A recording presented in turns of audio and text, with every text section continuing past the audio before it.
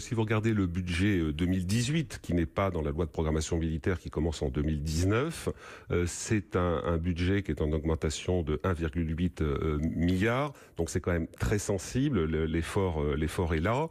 C'est vrai qu'il faudra attendre la fin de la loi de programmation militaire qui va au-delà du quinquennat pour voir si l'engagement est vraiment réalisé, mais il y a une détermination et pour l'instant l'argent est sur la table.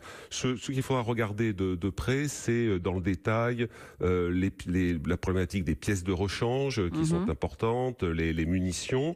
Voilà, donc il y a effectivement des interrogations comme toujours parce que depuis 40 ans, les militaires ont plutôt été douchés dans leurs espoirs. Mais là, il y a une volonté, un engagement, une loi de programmation militaire, il faut le souligner.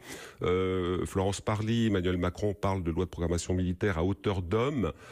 C'est vrai dans le sens où dans les précédentes lois de programmation militaire, les petits programmes étaient oubliés au profit des grands programmes, entre guillemets, qui étaient préservés. Et là, ça n'est pas le cas quand on rentre dans le détail. Tout ce qui correspond à l'équipement du soldat engagé sur le terrain, il y a des avancées très importantes.